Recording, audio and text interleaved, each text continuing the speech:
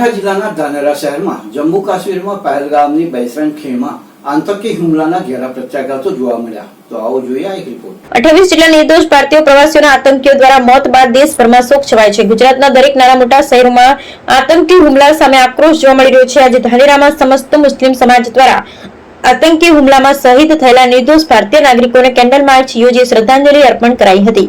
ભારત સરકાર અને આપણા લોકપ્રિય વડાપ્રધાન નરેન્દ્ર મોદી સાહેબ અને માનનીય ગૃહમંત્રી અમિત શાહ સાહેબને આતંકીઓ સામે કડક કાર્યવાહી હાથ ધરવામાં આવે તેવી માંગ કરવામાં આવી હતી. આ દુઃખની ઘડીએ ધાનેરા સમસ્ત મુસ્લિમ સમાજે ભોગ બનેલા નિર્દોષ ભારતીય નાગરિકોના પરિવાર પ્રત્યે સંવેદના વ્યક્ત કરી હતી. પાકિસ્તાન અને આતંકવાદ વિરુદ્ધ સૂત્રોચ્ચાર કરી રોષ ઠાલવ્યો હતો.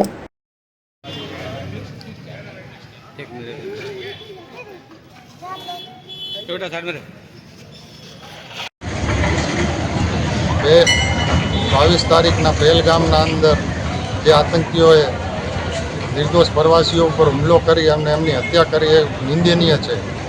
ધાનેરા મુસ્લિમ સમાજ એને સખત શબ્દોમાં વખોડે છે અને હું સરકારશ્રીને નિવેદન કરીશ કે આતંકવાદીને ડામવા માટે હવે કડક પગલાં લઈ અને હું તો એવું જ કહીશ કે પાકિસ્તાનના અંદર ઘૂસીને હવે પાકિસ્તાનને મારવો જોઈએ, તો જ હવે આતંકવાદ ખતમ થશે, બાકી આતંકવાદ ખતમ નહીં થાય.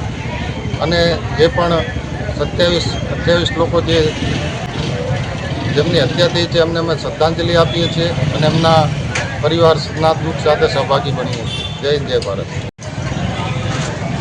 પહેલગામ આતંકી હુમલાની અમે નિંદા કરીએ છીએ. પહેલગામ આતંકી હુમલામાં જે નિર્દોષ લોકો જીવ ગુમાવ્યા એમના પરિવાર સાથે અમારી સંવેદના છે અને સરકારશ્રીને નિવેદન છે કે જલ્દથી જલ્દ કાર્યવાહી કરે અને ગુનેગારોને પકડી એમને સખ્ત સજા આપે, કેમ કે બીજી વાર કોઈ આવું કૃત્ય કરતા વિચાર કરે. જય હિન્દ, જય ભારત.